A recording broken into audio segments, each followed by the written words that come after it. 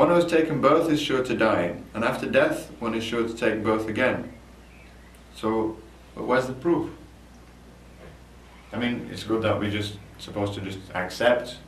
Yes, this is the word of God, and I just have to accept. But people in this day and age, they want proof. I mean, this is, written in English. This is not for like simple people in India who just accept, but this is written in English. This is meant for the scientific minds of the West. So what proof do you have? I mean, it's nice, flowery, but what proof? Well, when we are speaking about proof, the Sanskrit word for proof is praman, okay? And it's important to establish the means of acquiring knowledge that is acceptable both in material field and in spiritual field. The means of acquiring knowledge: 1, hearing from authority, that's called Shabda Praman. 2, hypothesis, where you make some inference, some guess about something. And 3, pratyaksha, sense perception, what you see, what you hear, what you feel, taste, and touch. Now, not everything, if you're a scientist, not everything on the material field, in the material field, you see. No, it's not like that. Just for example, you go to school, Mr. Scientist, you've been to school, and then you are hearing about Einstein, you're hearing about Newton, and you've submitted and you've accepted those things as authority. Now, how do you know Einstein existed? How do you know Newton existed? You accept that institution, that is authorized knowledge. It has been transmitted, it has been passed down, and therefore you put faith in that and you accept that. That same process is applied in spirituality. But in science there is an established norm. What Krishna is saying here is completely against that. We would accept if Krishna would be... No, in science, what is so scientific? Seeing is believing. Then your knowledge will be very, very limited. There must be that system of hearing from authority. Why? Because you look at the sun with your eyes and you think the sun is like that. But someone who has, more detailed information, then he'll tell you and you'll have to accept that. Because you are not an authority in that, but they'll give detailed information. You say, someone tells you that the Himalayas is this high and you say, no, I don't believe that. Why don't you believe it?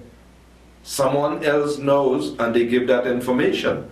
So we're saying that if God, who is the source of everything, is giving this information, then a person has to have faith to accept. If not, alternatively, if you decide you are not going to accept, Krishna's words will still prove true. You will go through disease, old age, and death, and you'll have to give up your body. So whether you believe or you don't believe, you will be undone. Therefore you have a choice. The choice you have, if you're obedient to Him as the creator and the source of everything and you obey, okay. If He exists and what He's saying is true, your future is bright. He said, I promise you, you will come back to me. However, if you disregard what He is saying, death will come, you will be undone, and you didn't use the valuable human life to do what He is saying, then you have no future. Well, what does it matter anyway? I mean, life, you just have to, do the best that you can. You might as well enjoy while you're here, because if reincarnation exists, then it doesn't matter, because I'm not going to remember my past life. So... Well, it would matter, because you'll be putting your foot in your mouth if you don't follow the laws of nature. Then you could end up in a dog and a cat body in your next life. That's not going to matter, because that's not who I am. I am this material body. I am this person now, and it's up to me what I want to do. And if, if the soul, or whatever you'd say, is born into another body, then that's not going to affect me. That might affect the soul, but that's not, that's something else, entirely different. The idea is that that's called ostrich philosophy, rabbit philosophy. We close our eyes and we play, we don't see, we don't know. But human beings are meant to be intelligent and perceptive. So we're supposed to ask ourselves, there's so many people who they're born blind, they're born deformed. Why is it that a person is born in this particular family? Why he is going through hell in this life?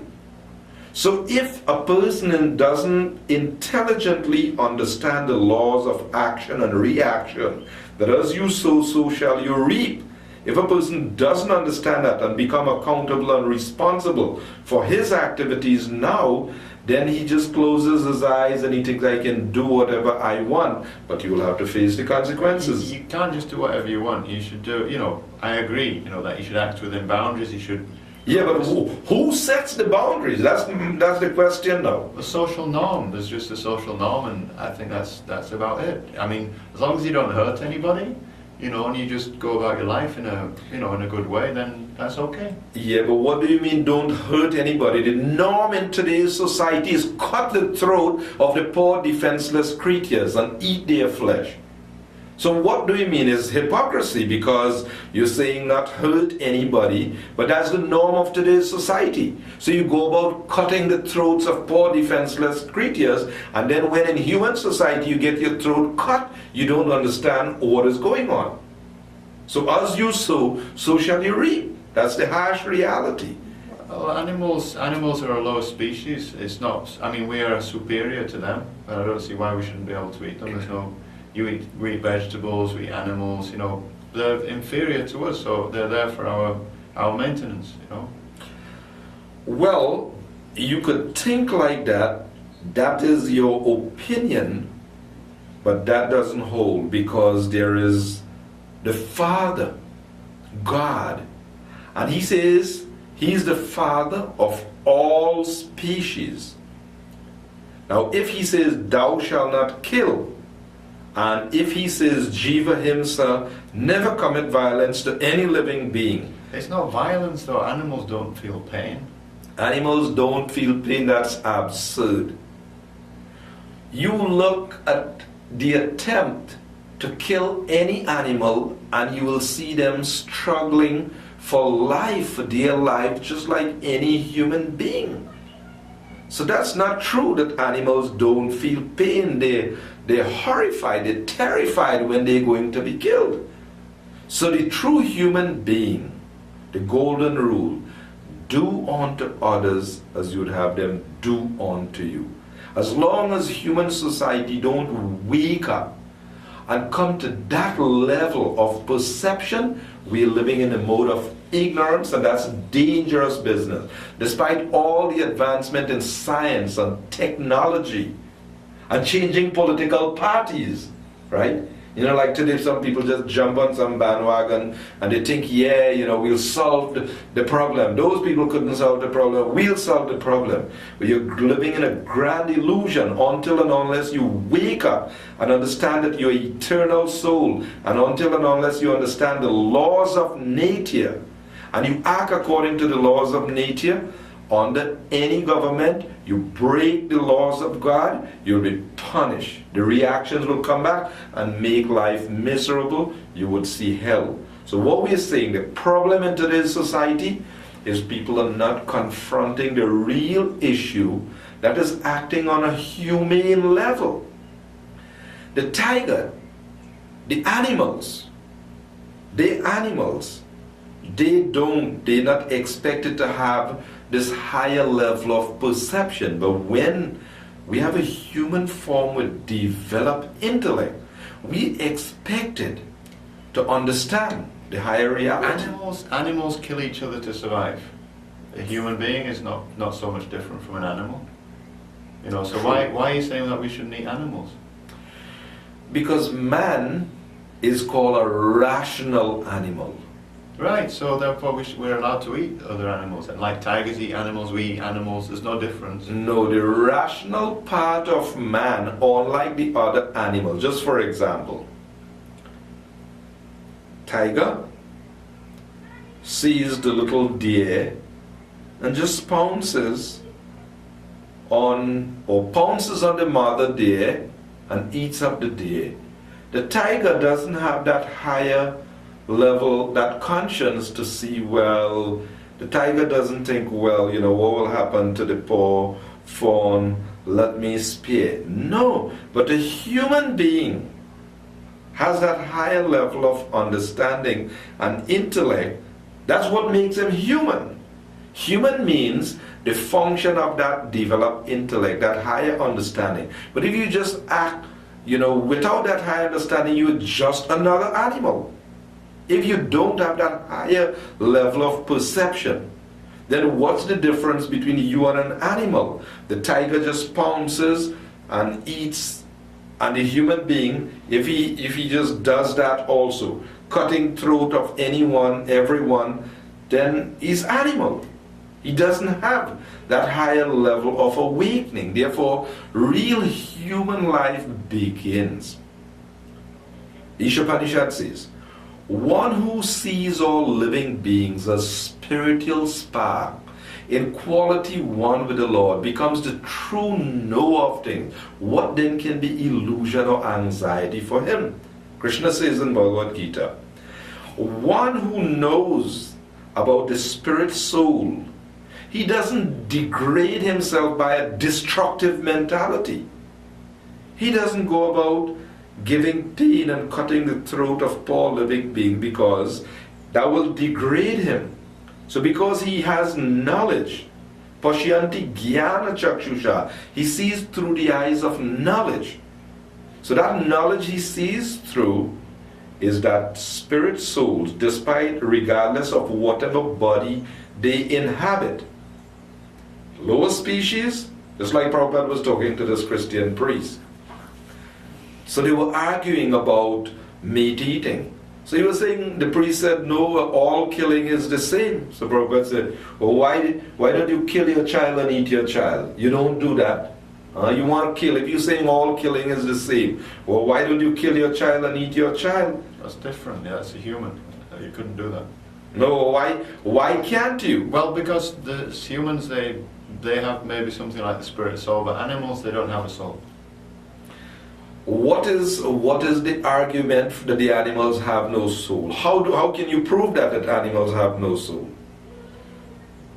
Well, how can you prove that human has a soul and animal doesn't have a soul?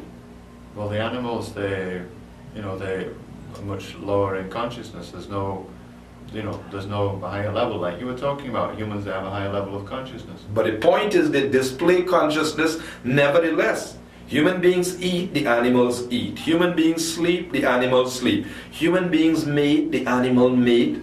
So what is the difference? They have no dynamo, they have no battery in them. What is giving life to their bodies? That's the basic thing. There's a dead body and a living body. A living body is because the soul is present. So when the soul is gone, we say, he's gone, body is dead. Well, it's the same thing with the animal also. There's a living body and a dead body. So what is making the body function? So we are saying, until and unless you accept the authority of God, God is saying, Pita aham asya jagato, I am the Father. Sarva yonishu, I, all species of life, I am the Father. There's the same soul within the bodies of all species.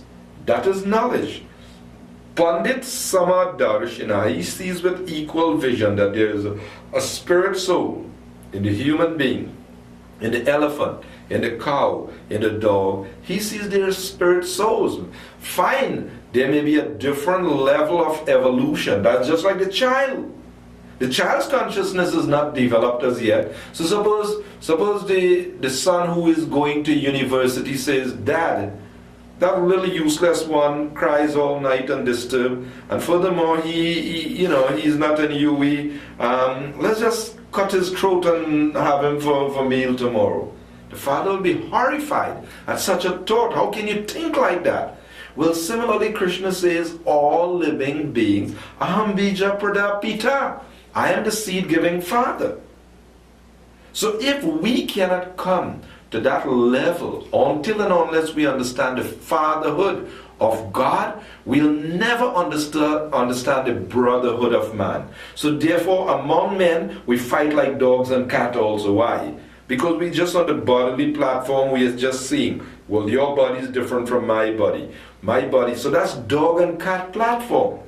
So until people come on the spiritual level of understanding the spirit soul, as long as this violence is going on, it is all because of ignorance of the spirit soul. Well, I mean, it all boils down to just pain then. You're saying like pain is something wrong and that, people should avoid pain and this kind of thing. Because I wouldn't want it to happen to me, then I wouldn't want it to happen to other people. I mean, to other entities. Well, that's the golden rule. Do unto others as you would have them do unto you. If you don't want anyone to cut your throat and eat your flesh, then don't give it to others. Right, so ethics. Right, you were a vegetarian. Yes. Right, so you wouldn't, if I got a chicken, a Kentucky Fried or whatever, and I put it in front of you and I said, Kentucky Fried Chicken, you want it? Are you going to eat it? Keep it far away. Right, that's I'll what have to take a bath. No. Now, if I said, either you eat this Kentucky Fried Chicken, and I have a live rooster here, and I say, either you eat this chicken or I'm going to kill this chicken, what would you do? I say, you take your karma. I won't get implicated in your karma. You have your choice. You have your choice. I have my choice, and my choice as a human being is to be obedient to God.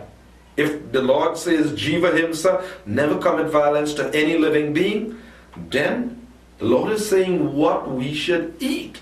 He's prescribing in the scriptures. He's saying in Bhagavad Gita what we should offer to Him, what we should eat. But so you wouldn't want pain to be given to this rooster.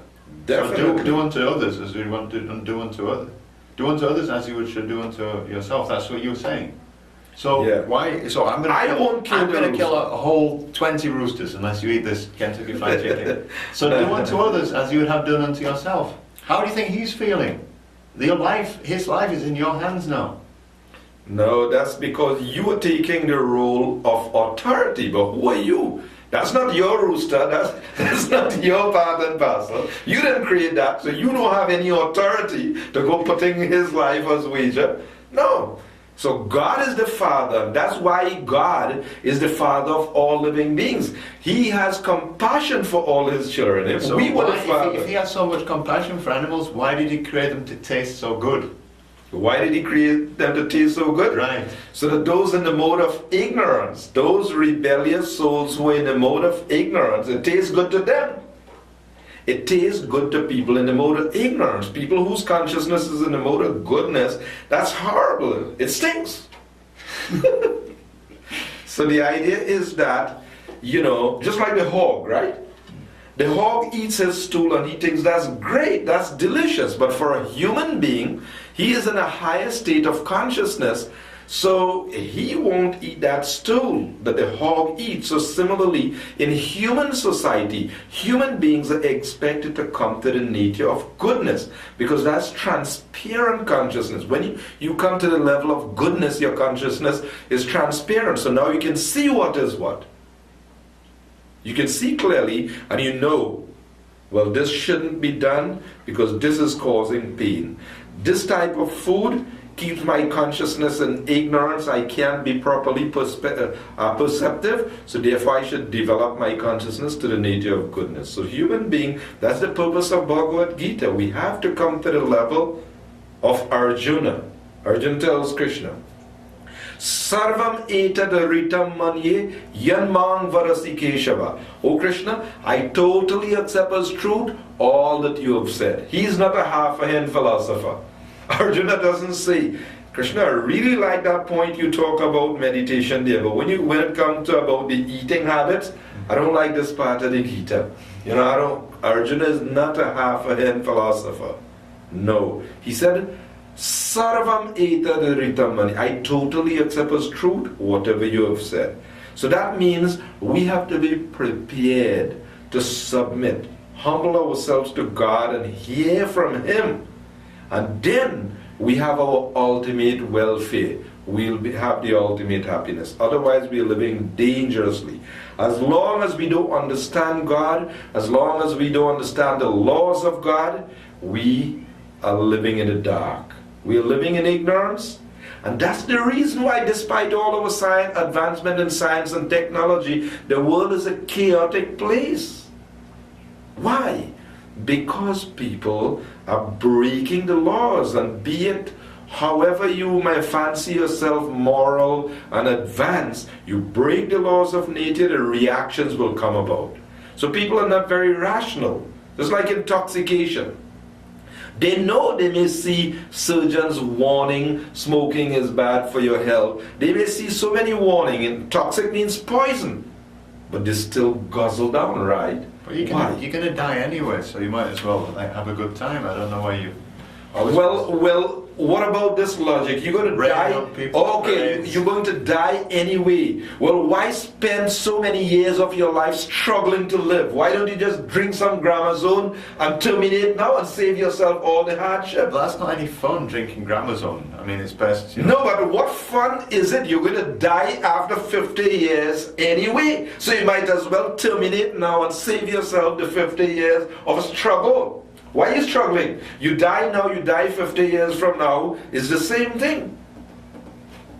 Why? So you might as well save yourself all the hard struggle. You die now, you die 50 years from now. What's the difference? I want my experience. I have 50 years of experience that, and I think I... Yeah, but it doesn't result in anything. It won't amount to anything. Because you die now, you are zero. You die 50 years from now, you are zero. So what will be the value of the 50 years experience? It won't amount to anything. It's that I need to leave my mark in this world. What mark would you leave? I would show people how to live, a sane lifestyle. I don't need to follow rules and regulations. I just need to, do what, feels good. That's what is right. What feels good, that's what's right.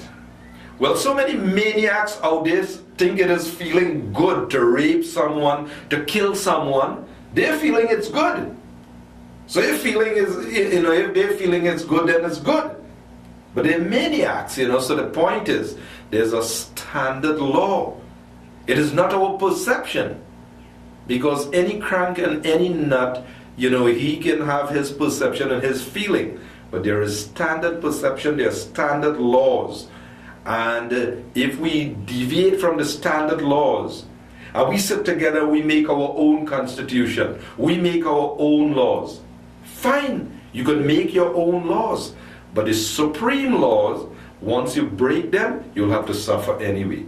It's like a bunch of us could sit in a room and we could say, okay, we're not going to follow the laws of this country. We're going to not abide by any traffic lights. We're not going to abide by any traffic regulation. So we're just going to drive wherever we want.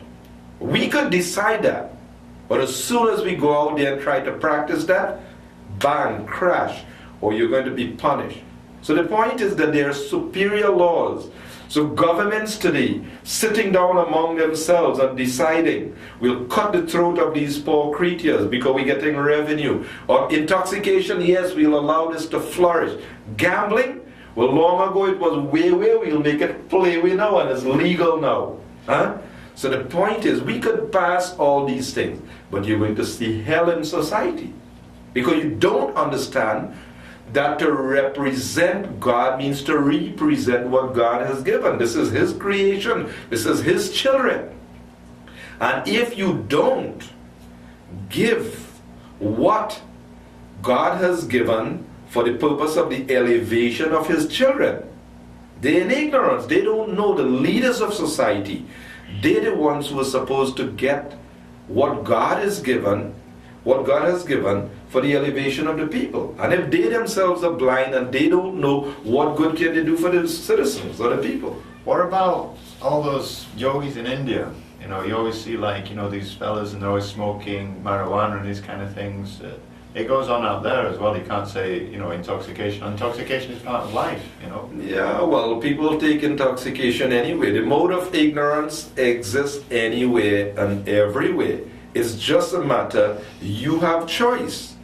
You could indulge in activities in the mode of ignorance. You have choice. You could be in the mode of passion. You could come to the nature of goodness and then transcend the bondage of the three modes and go on the spiritual platform. That's the choice we have in the human form. Therefore, when in a religion, people speak all the time about liberation and salvation and emancipation. It's a big joke because they don't know liberation from what? Freedom from what? They don't know about the three modes and how they're governed and controlled by the three modes of material nature. I don't know why you have to get on this big high horse, because it's not that there's so much difference. Okay, like, but maybe a person takes drugs and he goes to a different reality. He puts his brain in a different reality and or illusion. Illusion, exactly. Not reality, illusion. Yeah, okay, and an illusion where he sees colours and he hears voices and things like that. Now, a religionist, you know, maybe he would repeat something over and over and over and over again, or he would fast for so many days, and he would also see colours and hear voices, and he would call that divinity. Now, I don't really see much difference. Well, you may not see, you may not see much difference, but who knows what the scriptures God is giving, what we should do. So if you want to know what is to be done, there is what is called Guru, Sadhu, and Shastra. And until and unless you follow the saintly persons, the spiritual master, and the scriptures, if we don't follow this system, then we just act according to our own imagination. We think, we feel, we believe. If it feels good, do it. But the point is that we'll have to suffer the reaction. Krishna says in the Bhagavad Gita that sense gratification activities in the mode of passion, it appears like nectar in the beginning, but is like poison in the end. Whereas in the mode of goodness, the penance, the austerity of the sages may appear like poison in the beginning, but it is like nectar in the end. So the scriptures are saying when you have the human form, tapo divyam, tapasya means penance, because no pain, no gain. So you have to undergo pain for what? Shoot hit. For purification of the consciousness. Why? When the consciousness is purified, then you can perceive on the spiritual platform. So then Brahmasukha, spiritual happiness, to Anantam. Then you'll get spiritual happiness that is unending, that is eternal. That's the kind of happiness we get when we follow the process prescribed by God. But when we just imagine what we think is good, what we feel is good, and so on, then we break the laws and then we have to suffer the consequences. But you have to be realistic. All you have is this moment, what's happening right now. So enjoy. Why is it so difficult to understand? But there's a better proposal. Krishna is saying you are eternal, without beginning and without end. Whatever, but all you have is this moment right now, isn't it? That's all you're going to have. That's all you will have. The experience that you're having right now. So why not use that to its highest ability, the highest... The highest ability is to enjoy reality.